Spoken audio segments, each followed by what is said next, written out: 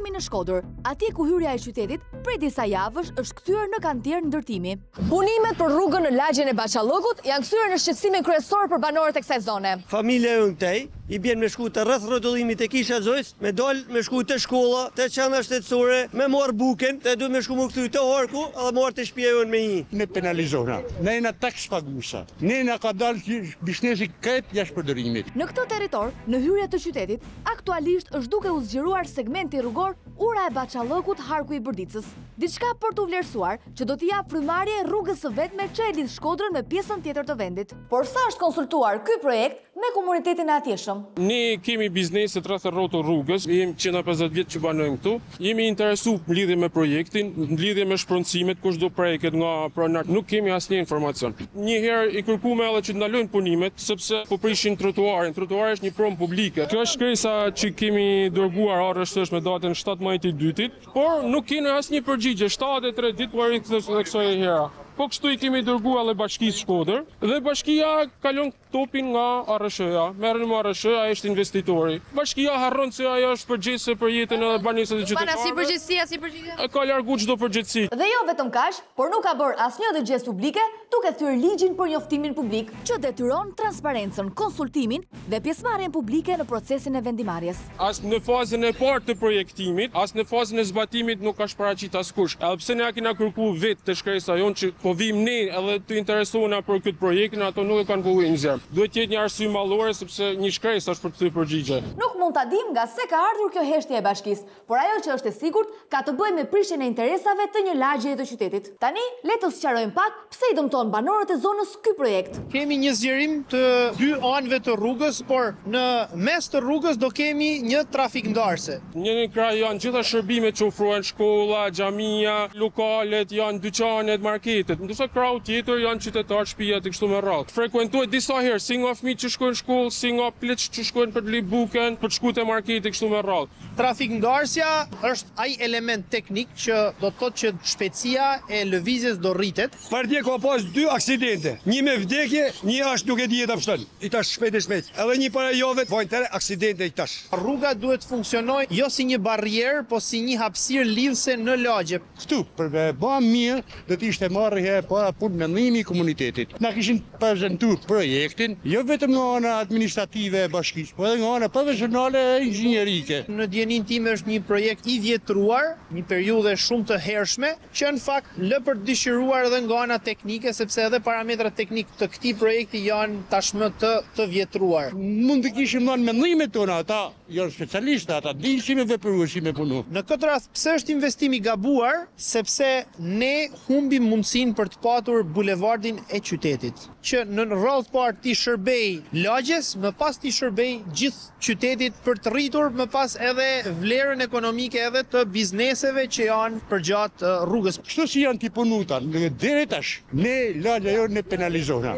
Nëse për banorët e Bachallëkut ky projekt nuk sjell asnjë dobi, Bashkia Shkodër duket se e mendon krejt ndryshe këtë investim që kushton 10 milion euro. Qëllimi i këtij projektit është të japi një frymëmarrje trafikut hyrjes dhe daljes në qytetin e Shkodrës. Po përtej kostove që nga shifra nuk duken aq modeste, a do të zgjidhë diçka ky projekt? Investimet të tilla nuk zgjidhen as problemin e trafikut, në fakt e shtojnë. Pse e shtojnë? Sepse bëjnë një trafik të rënduar edhe në komplet aksesin e lagjes, pra nëse një banor i lagjes duhet të lëviz me makinë nga njëra anë e rrugës në anën tjetër të rrugës, duhet shkoj dhe të bëj qarkoren sepse nuk ka hapësirë ku mund të lëviz në dy anët e rrugës në mënyrë direkte. Ka edhe një pikë tjetër shumë të rëndësishme, këtu nuk plotësojmë elementet e sigurisë rrugore, pse ne shikojmë që gjitha daljet janë dalje 90 gradëshe. Në këtë rast, dalje të tilla me shpejtësi të tilla në korsinë aktive mund të rezultojnë fatale. Nuk është një zgjidhje teknike që mund të aplikohet në një hyrje qyteti. Kjo është rruga ekzistuese. Pra, kemi rreth rrotullimin që është tek Kisha e Zojs, tu kemi Harkun e Bordicës. Kjo është distanca që do bëhet projekti.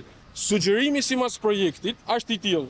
Këto dy skajet mos bëhen ndryshime, pra të mesin të njëjtat, edhe të zgjerohet rruga këtu në mes. Atëherë, gjithkush e kupton se fluksi i trafikut nuk do ndryshojnë. Brenda kësaj gryke do kalojmë aq makina sa kanë kaluar përpara. Nëse ne do shkpusim, do hekum vështirësitë, këtu do volumi i kalimit do të jetë më i madh. Theksojmë edhe herë që projekti ka nevojë për shërtim të thellë, sepse problematika zgjidhet vetëm në këtë formë, duke zgjidhur dynyjet e rrugës.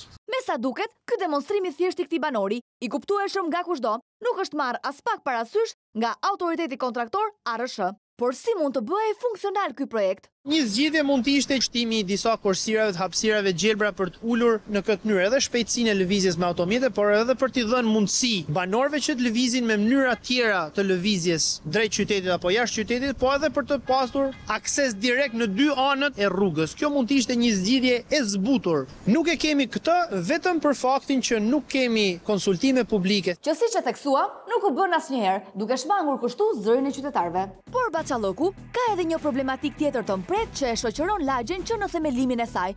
Përmbytjet. Kanë qysh 2011 që ka rruga këtu 8 centim. Nëse lagja këtena ka ardhur ujë, se ne na ka ardhur ujë shpesh. Ka ardhur 20 centim. Tash vjen 1 metër e 20 deri tu vjen ujë. Tu bllokohet. Tu bëhet rezervat. Kjo lagje rezervat. Shivona. Unë është shpite me sa vjen ujë. Kur ka ndodhur kjo? Jo, tash më për vjet. Shive ça ban ujë tena. Këtë kohën ton. Shive. Komplet kohë do. Na mbyt këtë, çe. Unë në për shtëpi. Ton divana, mobilje, gjana, ç'a dyni ju. Vetëm për ti kohë që na kanë bë. 1 metër sa arrit. Ton në për shtëpi tonë është kjo. Dhe në këtë rast rruga do shërbej si pengesë dhe për përmytje më ekstreme në këtë rast në zonën që është afër bregut të lumit Drin. Ky aspekt nuk është marrë parasysh fare nga projekti që po zbatohet aktualisht. Ndërsa flasim me banorët, problemet dalin njëri pas tjetrit. Shërbimi urban, që është I vetmi shërbim urban zonën e Veriut. Këtu nuk ka parashikim projektit se këtu s'ka me pas stacion hiç më. Se si, duhen mi zgjill në Zdina hiç. Ka mbi 40 vite që nuk është investuar tek rrjeti I kanaleve të zeza, ujnave të zeza dhe kanaleve ujnave të bardha. Që po t'i shtohet edhe ky problemi, kjo lagje bëhet totalisht e panushme. Do kthehet në një gërmall vetëm për të kaluar makina. Këto që prezantuam ishin vetëm një pjesë e problematikave dhe shqetësimeve të banorëve të zonës dhe bizneseve. Tani jini të vëmendshëm, sepse ajo që duhet tekstuar është se në këtë tabelë njoftuese punimesh nuk ka numër leje ndërtimi, edhe pse është detyrim ligjor që leja të afishohet në vende të dukshme. Prandaj, ju drejtuam zyrtarisht Këshillit Kombëtar të Territorit dhe Ujit, institucionit përgjegjës për vendimarrjen në këtë rast, por në shkresën që na sollën, përgjigja ishte vërtet befasuese.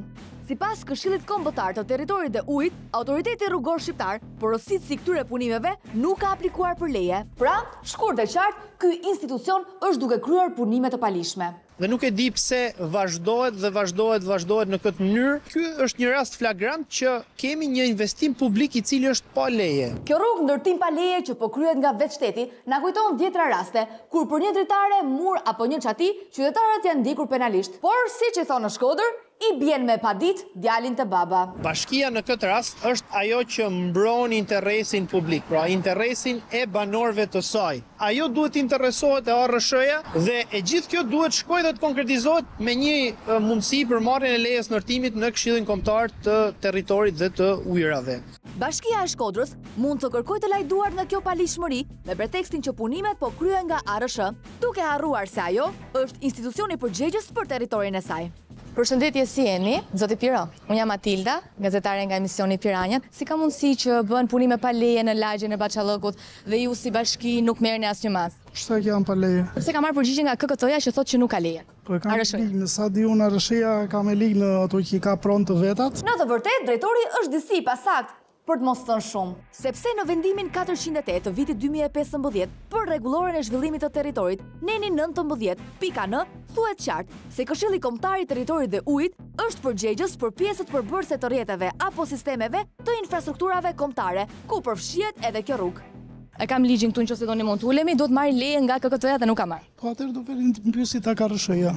Po ju si autoritet kompetent për këtë territor, mendoj që e keni një përgjigje dhe e dini çfarë ndodh. Lejoni punimet pa leje? Po unë s'jam tek arsimit të unë jam urbanistika. Po sigurisht, po si bashki. Sektori I leve. Po ju mos lejon. Si person përgjegjës në bashki. Duhet ta dini që janë punime pa leje dhe duhet merrni ndonjë mas apo jo? Jo, nuk e di, por nuk di për leje. Zotrin, ju nuk dini çfarë punesh pa leje bën në territorin tuaj? Nuk jam marrur me atë punë. Po mirë, pra, po ju jeni personi përgjegjës, kështu që informacionin duhet ta keni, duhet ta delegoni te autoritetet përkatëse. Mund të kemi një përgjigje? Mos më pengoni. Them janë punime pa leje, mos më shtyp. Kjo është shumë e pahishme, sepse është thyer ligji dhe ju reagoni në këtë lloj mënyre. Unë thjesht po ju pyes. Drejtor, si mund të lejoni punime pa leje dhe nuk vjen si marrë? Është biciklet, mund të kthesh një përgjigje. Si lejoni pa leje? A ka ardhur ndonjë leje për të zbardhur këtu në territorin tuaj? Dhe ju si drejtor, pse nuk merrni asnjë mas? Lutem. Je duke më dënuar, të lutem. Janë punime të palishme, drejtor. Drejtor, kjo ishte përgjigja plot edukat dhe argumente e drejtorit Piro. Por nuk patëm të njëjtën qasje nga nënkryetari i Bashkisë Shkodër, i cili u ofrua miqësisht për të na sqaruar. Nëse mund të quhet sqarim, ajo që na tha më pas. Pse nuk po merrni asnjë mas? Nuk di që ka ndërtim pa leje, por ju sapo më thotë që keni depozituar një shkresë, në mënyrë sa më të shpejt, nisur nga interesi juaj dhe pretendimet që keni, do t'ju kthejmë një përgjigje zyrtare. Kur fillojnë punimet në territorin tuaj, ju nuk informoheni se çfarë ndodh nëse kanë leje, sepse unë di që leja do të vi zbardhet te ju si bashkë. Të isha nuk ka se çdo gjë mund të dig në këtë moment. Unë do t'ju kthej një përgjigje për këtë situatë, nuk është se zëvendëskryetari, kryetari është njek direkt punimet. Kanë ardhur shumë kërkesa ankesa edhe nga banorët, ju kanë vënë dieni, nuk e di pse ju thoni që nuk keni dieni për këtë rast, por ne e kemi informacionin zyrtar nga KKT-ja që thotë se këto punime janë pa leje. Ju thoni që nuk e dini, nuk e di sa duhet ju besoj për këtë gjë? Jo, nuk e di, unë jam të thonë që nuk njëna ndjeni që ka ndërtim pa leje. Një herë e di, një herë nuk e di. Mos duhet të hedhim një monedhë. Po inspektorati i mbrojtjes së territorit të kësaj bashkie, çfarë bën ndërkohë që punimet pa leje zhvillohen në territorin e tij? Unë jam Matilda Prendi, gazetare nga Piranjat. Doja t'ju pyesja në lidhje me rrugën që po bën ARSH-ja në hyrje të Shkodrës, e Lagja Baçallëkut, që janë punime pa leje. Ju si IMT, pse nuk ndërhyni ti bllokoni ato punimet? Zoj, keni komunikuar, keni sjell një shkresë dhe po merr institucionet. Po, zoti Lazari si drejtori i IMT-s, pse nuk i bllokoni punimet në momentin që ARSH-ja i ka pa leje? Zoti Lazari e mbylli, sigurisht sepse nuk ka se si e arsyeton. Le ta provojmë sërish. Zoti Lazari, me sa duket na ka bllokuar. Sidoqoftë, përgjigjen e drejtorit e dim fare mirë. Asgjë nuk ka bërë dhe nuk po bën me një ndërtim pa leje krah të cilit kalon çdo herë. Dhe ky është përdorim detyre për të cilin mund të përgjigjet një ditë. Por ka edhe një institucion tjetër përgjegjës të kësaj paligjshmërie, i fundit për nga radha, por më i rëndësishmi, Autoriteti Rrugor Shqiptar. Zoti Gjyli, si kaluat? Unë jam Matilda Prendi, gazetare nga emisioni Piranjat, doja t'ju pyesja në lidhje me punimet pa leje që po bëni te rruga në hyrje të Shkodrës te Lagja e Baçallëkut. Si është mundur që nuk keni marrë leje? Faleminderit. Në çfarë momenti tani? Zoti Gjyli, pse? Mund të kemi një përgjigje sepse keni thyer ligjin dhe kjo shkon dhe për ndjekje penale, zoti Gjyli. Le të shkojë. Po pse nuk keni marrë leje te KKT-ja? Çfarë problemi keni që nuk keni marrë leje? Kush përfiton më shumë nga ky projekt nëse nuk përfitojnë banorët e zonës? Zoti Gjyli, të lutem. Mund të kemi një përgjigje? Mirë, në rregull, a mund të kemi një përgjigje? Do ta keni zyrtarisht. Në rregull, po pse nuk keni marrë leje siç u takon sipas ligjit? Kaq duam të kuptojmë. Më duket se keni tendencën për të pasur të njëjtin fat me paraardhësin tuaj. Zoti Gjyli, keni thyer ligjin. Drejtori është fushat dhe duket që nuk ka asnjë përgjigje për mungesën e lejes. Ndërkohë që punimet në ndërtimin e paligjshëm të Baçallëkut vazhdojnë me intensitet. Ne nuk jena kundër zhvillimit, nuk jena kundër investimit, nuk jena për të bllokuar qytetarët e tjerë. Ne jemi për një investim konform ligjit, konform rregullave, sepse nuk mund t'i veshësh dikujt një pallë që si bjen. Le të shpresojmë që autoritetet ta rishikojnë urgjentisht këtë projekt të paligjshëm.